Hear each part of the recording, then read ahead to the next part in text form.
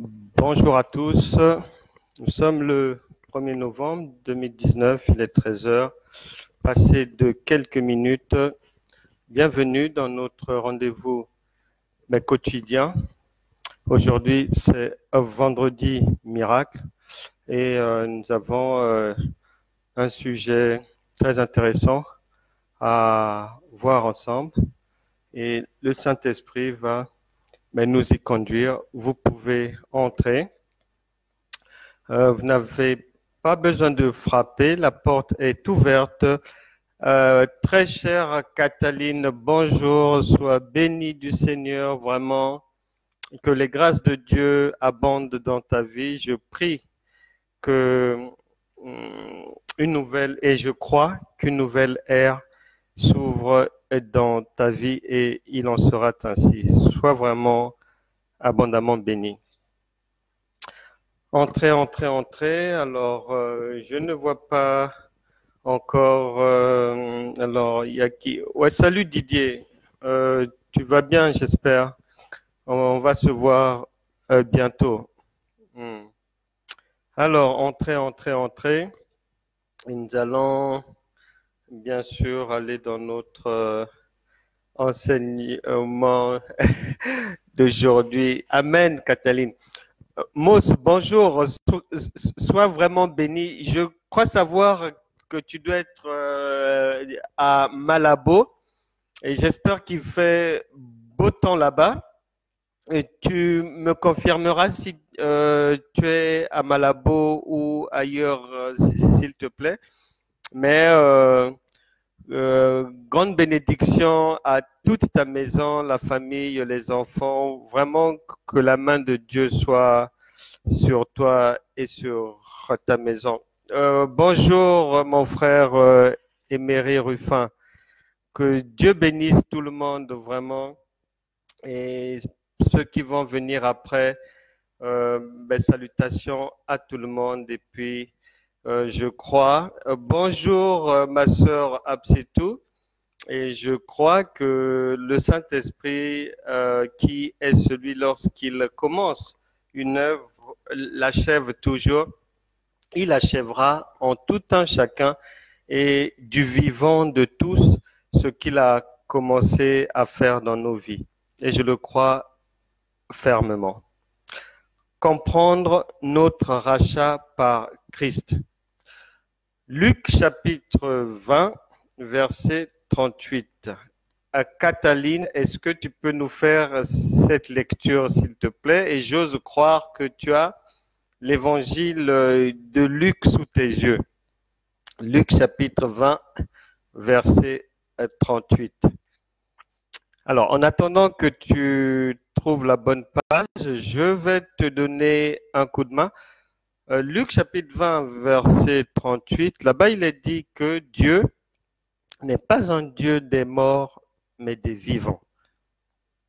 Et ça, c'est une parole tellement précieuse, tellement importante, ayant une signification tellement grande, contenant tellement de vitamines qui nous sont nécessaires pour réussir dans la vie, que lorsqu'on arrive à ce stade, l'idéal est de bien s'arrêter et puis de questionner le Saint-Esprit sur ce qu'il veut nous faire comprendre en réalité. Parce que la résurrection, lorsqu'on dit que Dieu n'est pas un Dieu des morts, mais des vivants, cela veut dire que tous ceux qui sont en Christ, tous ceux qui viennent à Dieu, passent de la mort à la vie, des ténèbres à la lumière. Par conséquent, ce passage-là veut tout simplement dire que nous avons été rachetés de nos vieilles manières de vivre héritées de nos pères. Donc, nous avons été rachetés de la souillure, de la diffamation, du tabagisme, de l'alcoolisme, du mensonge, de la corruption, bref, de tout tout ce qui n'est pas agréable à Dieu. Et lorsqu'on est racheté, spirituellement, le passage s'est fait, le déplacement s'est fait. Et physiquement, au fur et à mesure que nous allons avancer avec le Seigneur, le corps suivra l'esprit et l'âme dans le changement, dans la nouveauté de vie, dans la nouvelle manière de s'exprimer, de concevoir les choses, de juger les autres, d'apprécier ce que les autres font, d'apprécier les choses créées par le Seigneur, d'aimer les autres. Donc, le rachat, s'il faut y trouver un synonyme au rachat, c'est tout simplement la résurrection. La résurrection, non pas seulement de la mort physique, mais la résurrection de la mort de la mort spirituelle. La résurrection d'une situation perdue dans votre vie qui ressuscite. Et le Seigneur, en venant mourir pour nous à la croix, la vraie fausse mort de Jésus à la croix avait pour objectif principal notre rachat, notre salut, nous sauver, de nous faire passer de l'enfer au paradis, de la mort à la vie, de la tombe à la surface, de l'indignité à la dignité, de la corruption à l'incorruptibilité, de la paresse à un esprit de travail, de la timidité à un esprit d'amour, de force et de sagesse, de l'échec à une victoire annoncée par le Christ lui-même qui est venu nous apporter la bonne information. L'information qui nous manquait nous a été apportée par Jésus. Et ce Jésus, aujourd'hui, est en vous par le Saint-Esprit, afin que ce rachat devienne visible, devienne palpable, car vous êtes la lumière du monde. Et une lumière, on ne la garde pas sous la table. La lumière, elle est faite pour être mise en évidence, afin d'éclairer l'espace, d'éclairer les esprits enfumés par les ténèbres, afin d'éclairer les pauvres en esprit, afin d'éclairer ceux qui n'ont pas la connaissance. C'est en cela que vous êtes la lumière du monde qui vient pour éclairer et qui vient pour mettre fin aux ténèbres. C'est pour ça que le Saint-Esprit en vous est là pour chasser vos ténèbres, pour mettre fin à vos difficultés, pour mettre fin au tracas de la vie quotidienne, pour fin dans votre existence, dans votre maison, à ces problèmes répétitifs. C'est en cela que se résume le rachat. En d'autres termes, le rachat est déjà en vous par le Saint-Esprit. Et à vous maintenant, avec ce que le Seigneur a mis à votre disposition. Je le répète, la foi, ouvrez la parenthèse, la parole de Dieu, la vie de prière, le jeûne, les armes défensives de Dieu, toutes les armes de Dieu offensives, Éphésiens, chapitre 6, à partir du verset 12, et vous poursuivez là-bas, vous les retrouvez là-bas. Vous y ajoutez les vertus chrétiennes dont l'apôtre Pierre a fait état. Vous allez chercher les dons du Saint-Esprit dans la lettre, dans le Nouveau Testament. Vous les trouvez dans les Épîtres aux Corinthiens. Tout ce package-là vous permet de mettre en évidence le rachat dont vous avez fait l'objet et dont vous êtes le principal bénéficiaire par le sacrifice de Christ à la croix. Et ce rachat nous a déjà donné la victoire, vous donne la victoire, raison pour laquelle l'avantage que nous avons en tant que gens de la maison de Dieu, en tant que personnes faisant partie du royaume de Dieu, en tant que ceux qui marchent, qui doivent marcher par l'esprit et non par la chair, nous avons un avantage vraiment qui n'a pas de commune mesure. Car avant même de commencer quelque chose, Dieu nous l'a déjà accordé. Avant de livrer une bataille spirituelle, un combat, nous sommes déjà victorieux. C'est ce que veut dire Luc 20, 38. Et c'est ce que veut dire le rachat, notre rachat par Jésus. 1 Corinthiens, chapitre 7, verset 23, nous le rappelle en résumé. Et pour que ce rachat soit évident, soit visible à l'œil nu, pour le manifester, il y a certaines choses à faire et ne plus faire.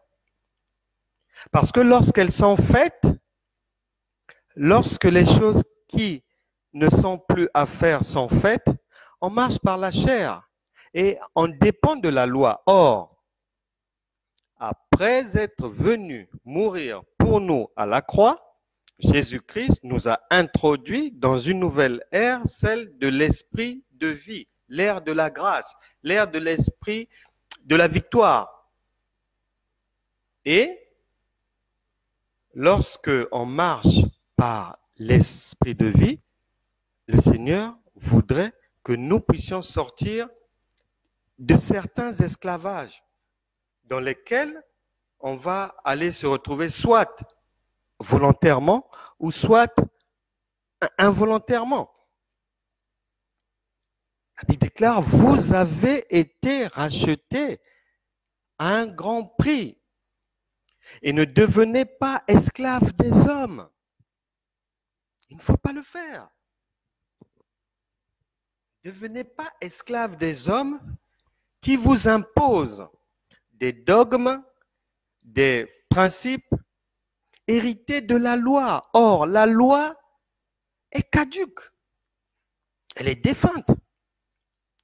Nous ne sommes plus sous le régime de la loi. Ce régime a été remplacé par un autre régime. Pour faire simple, la loi de Moïse était dictatoriale. Celle de Christ, caractérisée et résumée en esprit de vie, nous rend libres. Libres de faire quoi? Si sous la loi de Moïse, il fallait passer par le sacrificateur, il fallait offrir ceci, offrir cela, plein d'offrandes, plein de sacrifices, ceci, cela, avec Christ, il dit non, non, non, c'est terminé. Et puisque je me suis sacrifié pour vous, donc j'ai payé la facture. Vous n'avez plus à faire ça. Et vous n'avez plus à être régi par des dogmes, par des pensées héritées de l'ancienne loi qui n'ont plus lieu d'être. Et d'ailleurs, pour certaines, elles ont été mal interprétées, mal mises en pratique. Par exemple, ça et là, on peut entendre que la femme ne doit pas prêcher, qu'une femme ne peut pas enseigné qu'il n'est pas bon que la femme prenne la parole au milieu des hommes.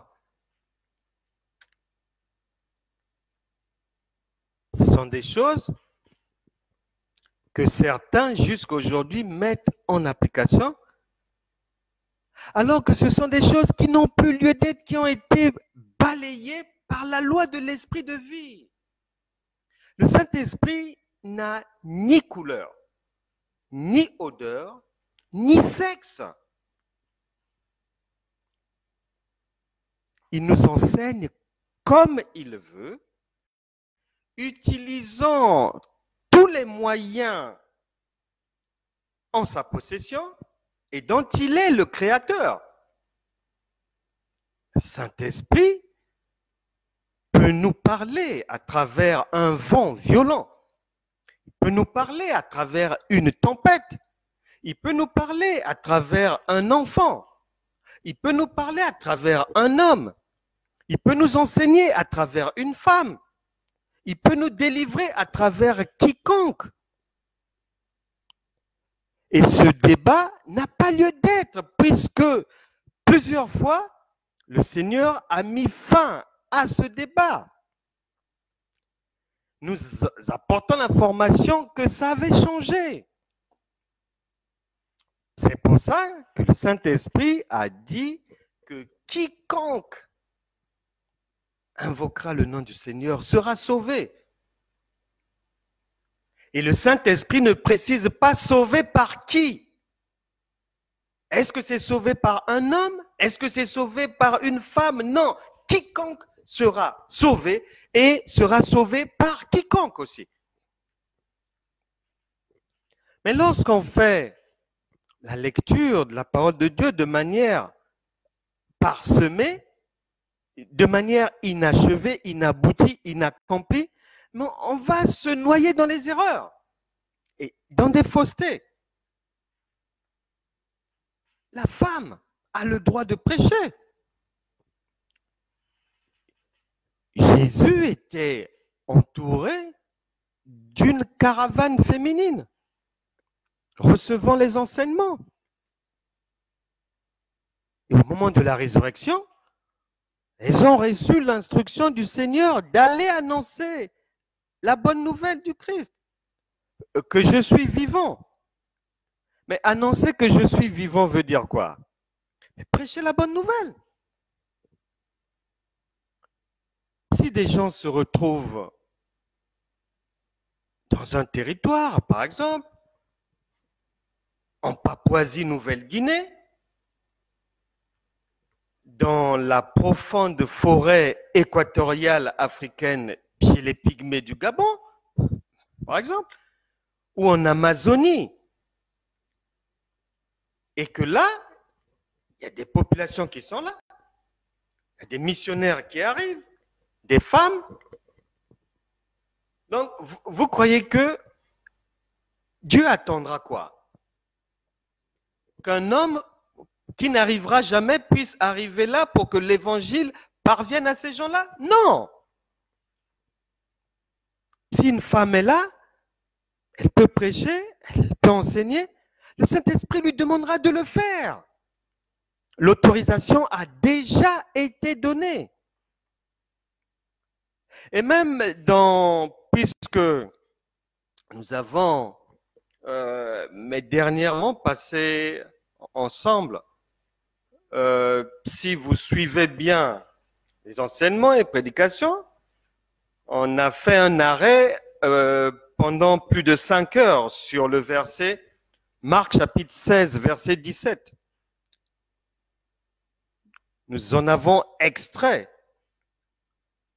la substance pendant 5 jours.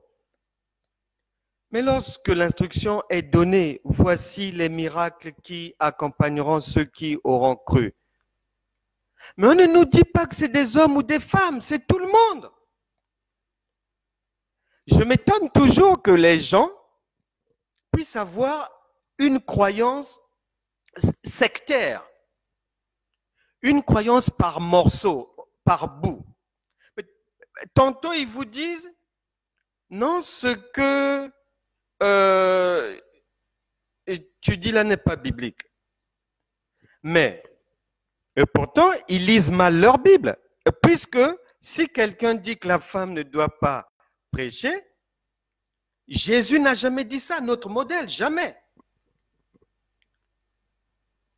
Jamais. Et d'ailleurs, l'apôtre Paul, qui s'est risqué à le dire lorsqu'on, non seulement il l'avait dit dans un contexte qui n'avait rien à voir avec une interdiction stricte à la femme de ne pas prêcher, rien à voir, c'était un contexte particulier, il y avait du bruit dans les assemblées, les rares assemblées de cette époque-là. Et les femmes qui n'étaient pas autorisées à suivre les enseignements, donc profitaient des moments où les réunions leur étaient élargies aux femmes, profitaient de ce moment-là pour se poser des questions aux unes aux autres, pour savoir qu'est-ce qu'on a dit, ça veut dire quoi, etc., etc. C'est pour ça que l'apôtre avait dans ses conseils aux Corinthiens, il avait dit non. Au lieu qu'elle puisse parler durant les réunions, mais qu'elle le fasse à la maison en interrogeant leurs maris, eux qui avaient le droit de participer à toutes les réunions d'enseignement. Il s'agissait simplement de cela. Il ne s'agissait pas d'une interdiction que la femme ne doit pas prêcher. Puisque nous suivons notre modèle Jésus-Christ, il n'a jamais dit ça. Lui qui est venu mettre fin à l'ancien régime de la loi et qui nous a fait rentrer dans la nouvelle ère avec une nouvelle constitution, celle de l'esprit de vie. Et lorsque Pierre a voulu mettre en doute la parole de Dieu, à plusieurs reprises, lorsqu'il avait reçu la vision, dans laquelle le Seigneur, qui ne fait pas de favoritisme, la Bible est claire là-dessus, il est mentionné et redit que Dieu ne fait pas de favoritisme. Et Pierre pensait que Dieu était le Dieu uniquement des Juifs et que l'esprit de vie leur était réservé. Le Seigneur lui a fait comprendre non. C'est quiconque, même les païens, même les autres peuples. Et c'est comme ça que Pierre apprendra, expérimentera que, ah oui, Dieu ne connaît aucune limite, que sa main est capable d'utiliser quiconque. C'est pour ça que la Bible déclare que c'est Dieu qui fait en nous, il met en nous le vouloir et le faire. Donc il est libre de donner l'instruction à une femme d'enseigner, à une femme de prêcher. Maintenant, lorsqu'on a dit ça, il faut faire un distinguo entre la mission divine, ce que le Saint-Esprit demande à quelqu'un de faire, et puis son éducation personnelle. Si une prédicatrice ou un prédicateur ne sait pas se tenir devant les gens, est impoli ou n'a pas de respect pour son mari, ça n'a rien à voir avec la mission divine. C'est à lui-même, c'est à elle-même de faire un travail pour que le fruit de l'esprit soit visible en elle, en lui, pour que les vertus chrétiennes puissent éclore de sa personne. Là, ce n'est pas le problème de Dieu. Ça n'a rien à voir. Est-ce que tous les prédicateurs, les hommes, sont polis, sont sérieux, sont fidèles, vivent dans la sanctification, sont peu bavards? Non. Est-ce qu'ils écoutent tous Dieu? Est-ce qu'ils ont tous le Saint-Esprit? Non. pourtant ils sont là, avec leurs travers, avec leurs défauts. Alors, quel est ce Dieu qui ne fait pas de favoritisme, qui va permettre qu'un homme dégueulasse, incompétent et autre puisse prêcher et qu'une femme incompétente ne puisse pas le faire? Ça ne tient pas la route. Il y a des débats même qui n'ont pas lieu d'être. La parole de Dieu est claire. Et si on ne la comprend pas, on questionne le Saint-Esprit. Il parlera oralement pour dire que non, les gens font erreur. Et si vous méditez bien la parole de Dieu, vous remarquerez que l'apôtre Paul, après être allé trop loin en disant que, en disant certaines choses, avait été repris ultérieurement par Dieu. Et là, j'arrive au point suivant. On vient de voir les objectifs du rachat, de notre rachat. On vient de voir que le Seigneur nous demande que ce rachat-là ne doit pas être une raison pour qu'on puisse demeurer, c'est-à-dire, après être sorti de l'esclavage de Satan et de ses démons, qu'on puisse demeurer maintenant dans l'esclavage des hommes. Dieu dit non. Il faut en sortir.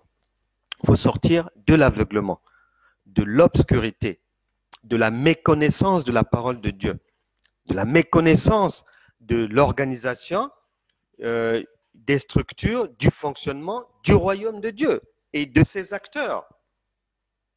Les acteurs du royaume de Dieu, il y a des hommes et il y a des femmes, à même de sauver quiconque, par la grâce de Dieu. Un autre élément duquel il faudrait sortir de son esclavage, c'est celui qui interdit à une femme de se remarier. Voilà encore une hérésie. Nous avons déjà été rachetés de tout péché, de toute erreur, de toute omission. Et notre Dieu est un Dieu de l'impossibilité, c'est-à-dire, ça veut dire quoi? Ça veut dire que il n'y a rien que l'homme peut vivre sur terre qui le condamne définitivement s'il est en Jésus-Christ. Ça n'existe pas. Parce que Christ veut dire miracle, miracle veut dire résurrection, résurrection veut dire rachat. Ça se tient. Ça se tient. Romains chapitre 8, verset 1, il n'y a maintenant donc plus de condamnation, aucune, pour ceux qui sont en Jésus-Christ. Ouvrez la parenthèse et chargez la parenthèse à bloc. Il n'y a plus de condamnation. Que ce soit de l'adultère, du mensonge, de ceci, cela, de 1000 mariages, des injures, des ragots, tout ce que vous voulez. Plus de condamnation en Christ. Il a payé la facture pour nous. La femme peut se remarier. Et si vous cherchez les preuves de cela, elles sont dans la parole de Dieu. La parole de Dieu déclare que il existe une immensité de l'amour de Christ envers l'homme que l'homme ne peut ni comprendre ni manifester. C'est pour ça qu'il est écrit que lui a dit qu'il nous a aimés le premier, sans même que l'homme puisse le solliciter, ni solliciter son amour. Il nous a aimés le premier. Maintenant, lorsque Dieu aime, c'est qu'il a des objectifs. Il vise quelque chose. Mais cette chose-là est bonne. Et donc, d'avance, il a prévu nous pardonner de tout péché, de toute iniquité, et redresser tous nos travers, lui qui est le réparateur des brèches. Et cela se fait par le Saint-Esprit. Lorsque la parole, et on va le lire en Éphésiens, chapitre 3, versets 17 à 20, est claire, en sorte que Christ dans nos cœurs par la foi, afin qu'étant enracinés et fondés dans l'amour, c'est l'amour véritable, l'amour de Dieu, vous puissiez comprendre avec tous les saints quelle est la largeur, quelle est la longueur, quelle est la profondeur et la hauteur, et connaître l'amour de Christ qui surpasse toute connaissance. Et la Bible déclare que l'amour de Dieu efface tout péché. Vous vous êtes marié, divorcé une fois, divorcé 2 fois, divorcé 3 fois, divorcé 4 fois, divorcé 5 fois, même 490 fois, je suis venu vous dire aujourd'hui, ma sœur, mon frère, que en Jésus-Christ, vous pouvez vous remarier. Et c'est le souhait de Dieu. Parce que si vous avez commis dans le passé une erreur, vous allez constater qu'il y a eu des douleurs après, il y a eu des larmes après. Je l'ai déjà dit ici, que nous payons nos péchés ici. Parce que nous serons là-bas appelés à juger les autres. Nous sommes déjà dans la vie éternelle. Une personne qui a la vie éternelle ne peut plus passer en jugement. Impossible. La vie éternelle est un acquis pour nous. Donc, c'est pour ça que le Seigneur a dit, le Saint-Esprit l'a redit par Paul, que l'on ne soit pas troublé par les afflictions qui nous arrivent. Parce qu'en réalité, Dieu nous forme, mais il nous fait aussi payer nos travers. Et chez Dieu, la double peine n'existe pas. Dieu est un Dieu de justice. Lorsque la souffrance arrive, elle dure une saison. Après, Christ ouvre notre porte, plus glorieuse que l'ancienne, parce que Dieu, le Saint-Esprit qui est en vous, a la capacité de reproduire quelque chose de plus beau que ce qui a été vécu avant, de redresser les erreurs du passé. La main divine n'a pas de limite. L'œuvre de Dieu, elle va toujours au bout. Et si vous méditez bien la parole de Dieu, vous vous rendrez compte que l'apôtre Paul, pour des raisons personnelles, lorsqu'il s'est trop avancé en disant que une femme qui s'est séparée ne doit pas se marier, méditez bien la parole de Dieu, lisez bien votre Bible. Vous vous rendrez compte que par la suite, Dieu l'a repris. Et c'est pour ça qu'il va commencer par redresser son langage en n'étant plus précis. Ah non, là c'est moi-même qui dis. Là c'est le Seigneur qui a dit. Parce que il avait parlé par sa propre chair.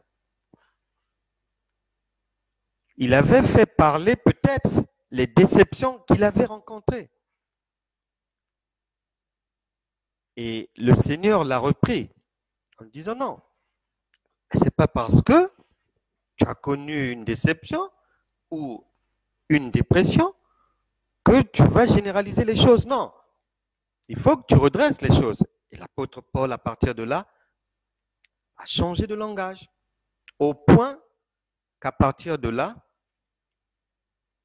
dans tous ses courriers, il va dire à ses collègues, à ses fils spirituels, que dans l'œuvre de Dieu, que dans la vie, un leader doit avant tout être marié. Une femme responsable doit avant tout être mariée. Et lorsqu'il le dit, il ne coupe pas la poire. Il dit marié, point.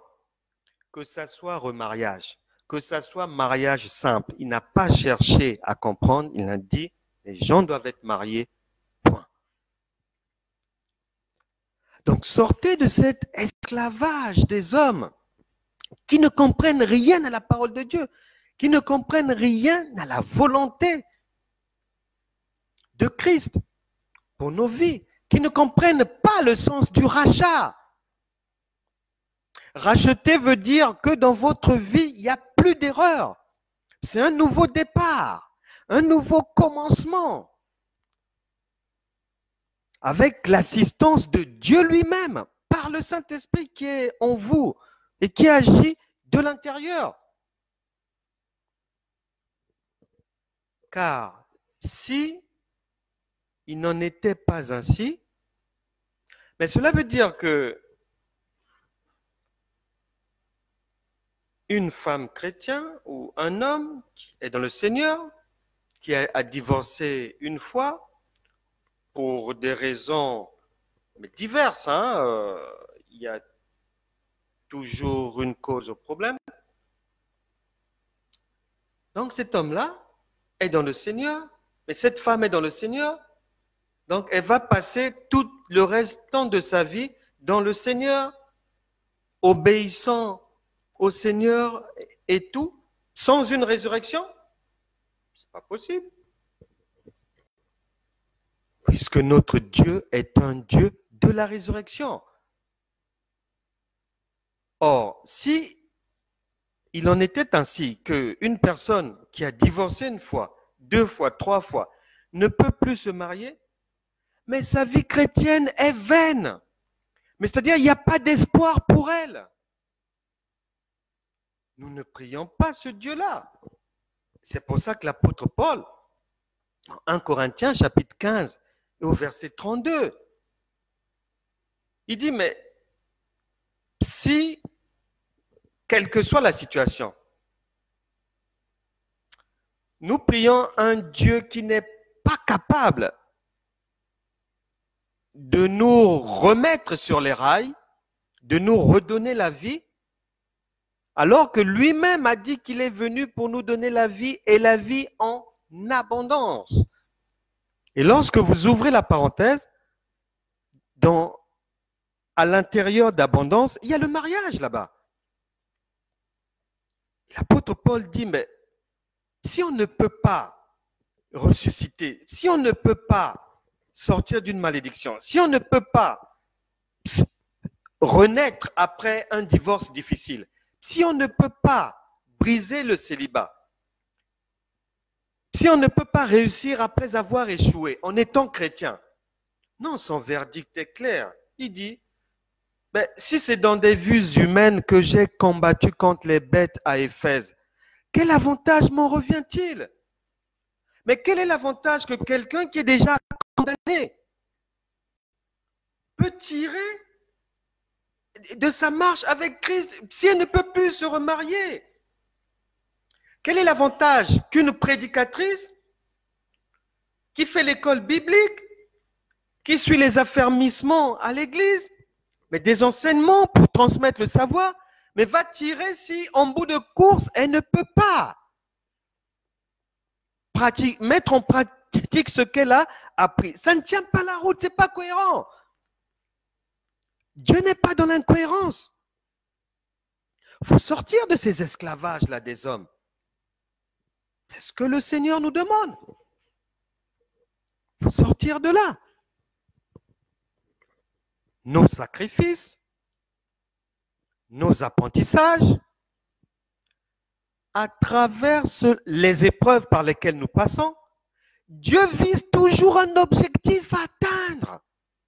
Ce n'est pas possible que le Dieu créateur, lui qui crée, lui qui sait redonner la vie, le Dieu des miracles, puisse être limité par un divorce ou bien une prédication d'une femme. Non, c'est un petit Dieu, ça. Non, ce n'est pas le nôtre.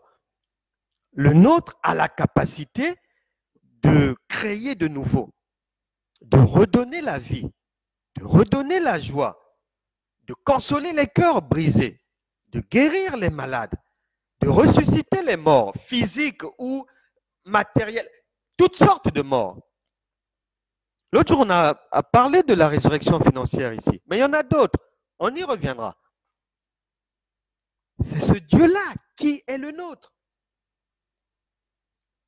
C'est pour ça que non seulement le Saint-Esprit a dit qu'il est venu pour nous donner la vie et la vie en abondance, mais Jésus lui-même nous a dit que la vie éternelle, qui est une belle vie, qui est une vie de victoire, qui est une vie dans laquelle il n'y a pas de larmes, la vie éternelle commence ici. C'est ce que Jésus a dit. C'est ici d'abord la joie. Et le reste, on verra après. Romains, chapitre 6, verset 16, nous dit cependant que ce n'est pas parce que nous sommes rachetés, ce n'est pas parce que nous avons la vie éternelle, ce n'est pas parce que nous sommes en Christ, nous dépendons du régime maintenant de l'esprit de vie, mais ce n'est pas parce que nos péchés sont effacés, ce n'est pas parce que toutes nos iniquités sont mises à la poubelle et nous marchons en nouveauté de vie.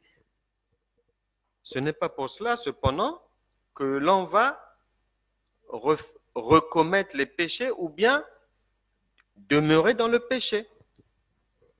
Et nous devons veiller à cela. Nous sommes rachetés pour une vie merveilleuse. Nous devons sortir de l'esclavage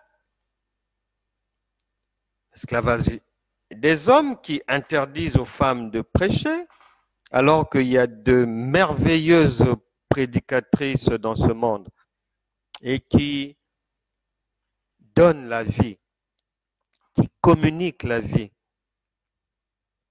aux autres. Elles doivent prêcher. Et toute femme peut se remarier. Il n'y a pas de problème. Les femmes peuvent se remarier. On ne doit pas pécher parce que l'on a été racheté. Romains chapitre 6, versets 14 à 15. Il y a une belle histoire victorieuse de notre Seigneur et Sauveur Jésus-Christ. Une histoire relatée auparavant, prophétisée par le prophète Ésaïe en amont, disant que notre Seigneur allait être rangé parmi les brigands. Et en Luc chapitre 23, à partir du verset 26 jusqu'au verset 49, vous méditerez cela. C'est le procès bidon de notre Seigneur. Il est à la croix, entouré de 2 criminels, 2 brigands, et l'un d'eux joint sa voix à celle des détracteurs pour critiquer notre Seigneur, pour l'injurier, pour le blasphémer. Et à partir du verset 41, 42, le second brigand fait remarquer à l'autre que nous méritons notre présence ici. Nous méritons la peine qui va nous être infligée. Mais fais attention parce que là, tu t'adresses à Dieu. Et c'est la même chose. Dieu s'adresse à vous à travers sa parole. Le Saint-Esprit s'adresse à vous, il est en vous. Il s'adresse à vous maintenant, dans ce message, que c'est Dieu qui parle. Ce n'est pas parce que c'est du papier. La Bible est papier, mais c'est Dieu qui est là. Faites attention à cela. Dieu parle tantôt d'une manière et tantôt d'une autre, mais c'est Dieu. Il n'en a pas l'air, mais c'est lui. Et le premier brigand l'avait reconnu. Est-ce que vous le reconnaissez en vous par le Saint-Esprit? Est-ce que vous le reconnaissez lorsque vous méditez la parole de Dieu? Lorsque vous écoutez les prédications? Lorsque vous suivez les enseignements? Est-ce que vous le reconnaissez?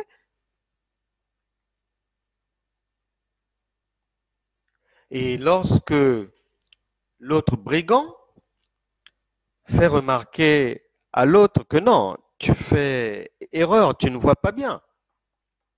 Mais ce n'est pas parce qu'il est avec nous ici, mais il n'a rien à voir avec nous. Il y a eu erreur, c'est un procès bidon, c'est un jugement qui n'a ni tête ni queue. Il n'a rien à faire ici. Et là, le Seigneur va lui dire, au verset 43, que voilà, aujourd'hui même, tu seras avec moi dans le paradis. Donc le brigand est passé de la mort à la vie d'une manière extraordinaire. Et le Seigneur, notre Dieu est comme ça. Il ne fait pas de favoritisme. Que ça soit femme, homme, criminel, immature, etc., etc.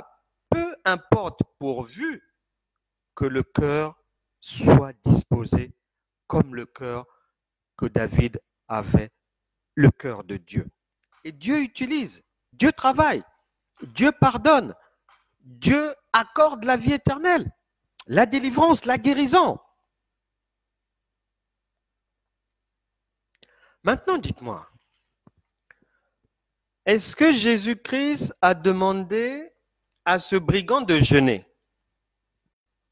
Puisqu'on vous demande de jeûner, souvent, là où vous allez,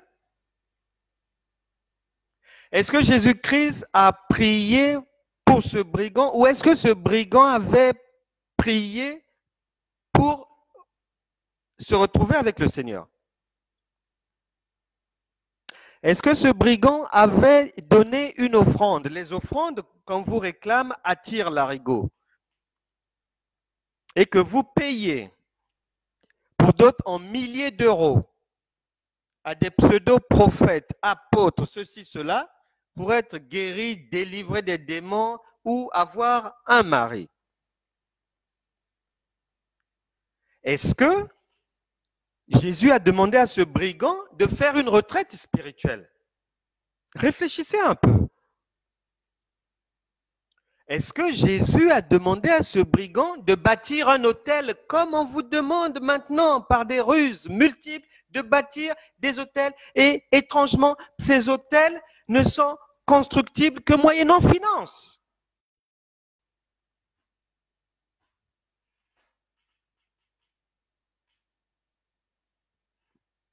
Lorsque Jésus-Christ se retrouve encore, notre Seigneur et Sauveur, se retrouve face à des détracteurs qui sont venus lui présenter une femme prise en adultère pour la condamner, la critiquer. En fait, ils sont venus comme beaucoup d'entre vous. Ils ficellent un projet, un souhait, quelque chose dans la tête. Ils vont maintenant en prière pour chercher que Dieu valide leurs pensées. Non, Dieu ne fait pas ça. Dieu ne fonctionne pas comme ça. Il n'est pas un validateur des choses charnelles, des choses humaines. Non, il ne fait pas ça. Donc ces gens lui emmènent une Samaritaine prise, la main dans le sac. Et donc, selon la loi, elle est condamnée. Et ils viennent chez l'esprit de vie pour avoir aussi la validation de l'esprit de vie pour qu'il soit apaisé lorsqu'il sera lapidé. Puisque et la loi de Moïse et la nouvelle loi la condamnent. Mais la nouvelle loi ne l'a pas condamné. La nouvelle loi ne l'a pas condamné par le discernement des esprits que vous devez avoir si vous avez le Saint-Esprit en vous. Le Seigneur a perçu qu'elle avait déjà eu à vivre dans 5 ménages. Et que là, elle était avec un homme qui ne lui appartenait même pas.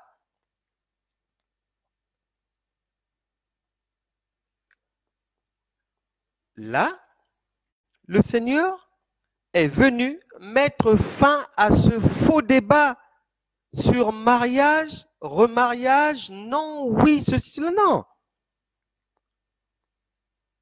Non seulement le Seigneur l'a pardonné, le Seigneur a dit non, il n'y a pas de problème. Tant est que, même si elle a commis des erreurs, le rachat est passé par là. Lorsqu'on est sauvé pour de bon. Le passé n'existe plus. La Bible déclare que Dieu est celui qui oublie nos iniquités. Ma sœur, mon frère, que tu aies eu tort ou pas tort à l'occasion lors de ces divorces, là n'est pas le problème de Dieu. Ce que le Saint-Esprit voudrait, c'est que, au niveau de ton cœur, qu'il y ait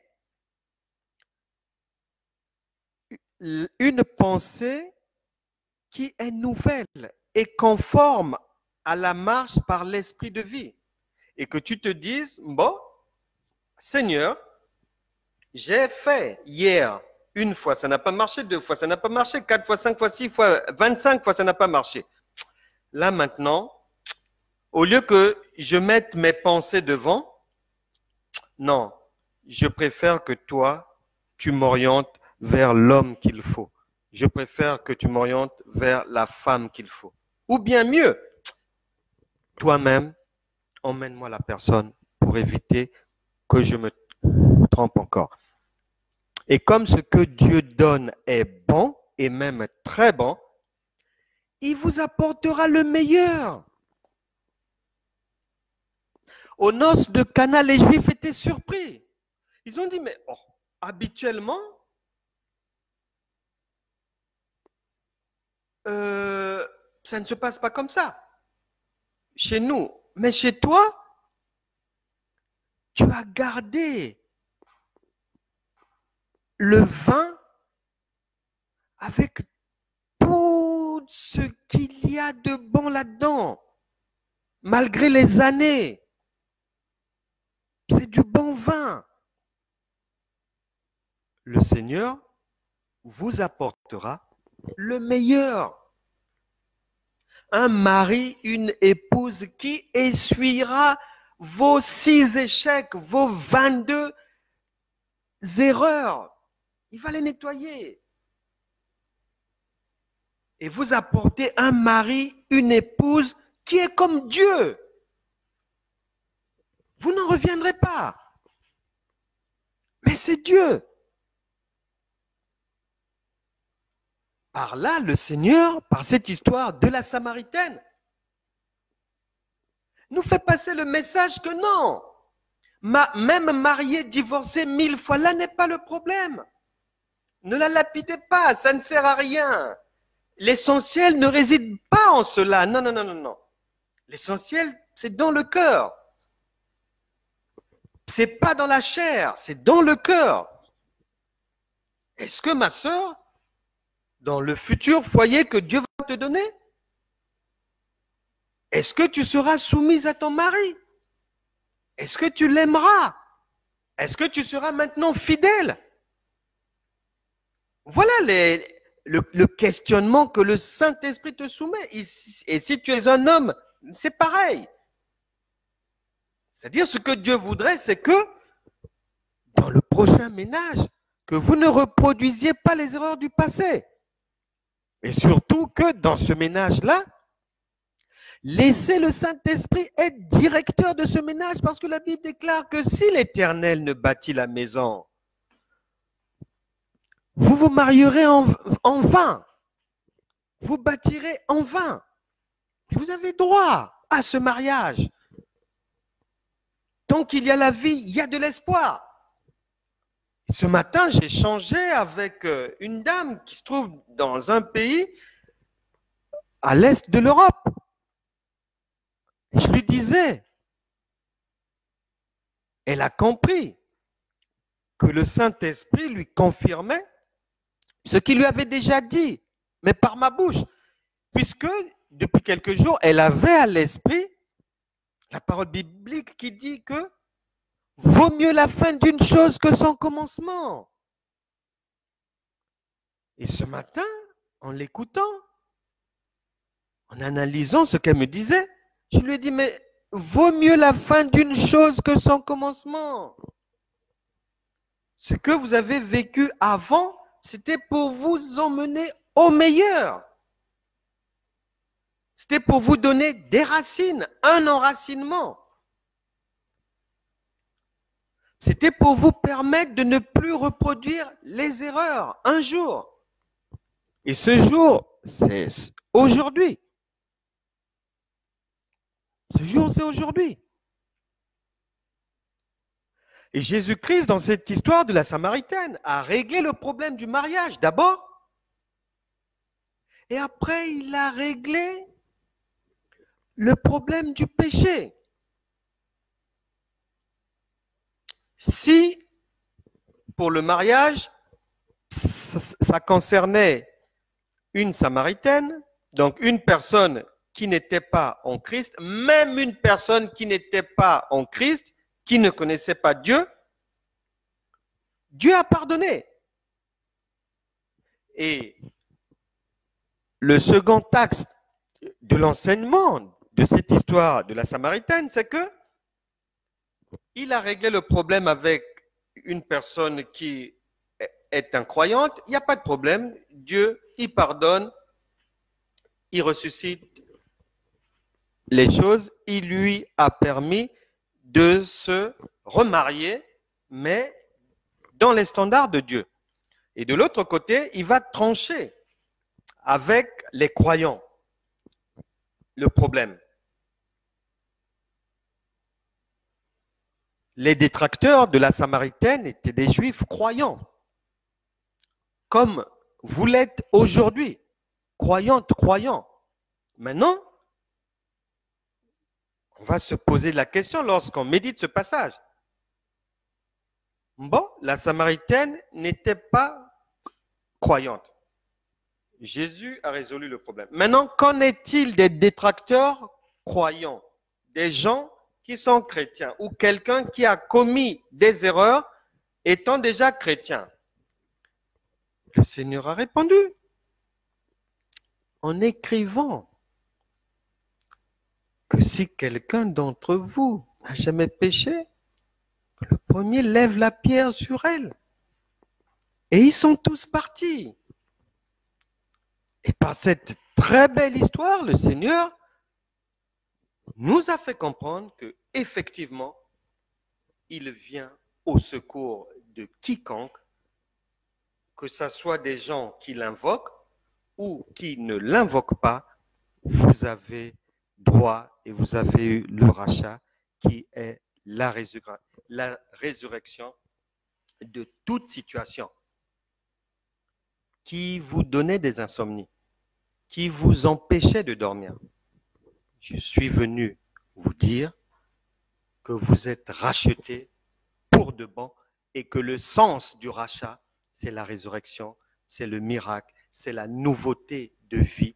Vous pouvez repartir à zéro. Le Seigneur, après que vous ayez fait le premier pas, viendra vous assister. Et il a dit qu'il est avec vous jusqu'à la fin du monde.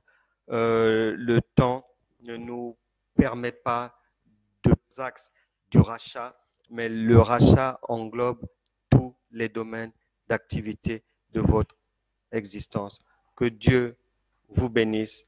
On se retrouvera demain à 13h par la grâce de Dieu.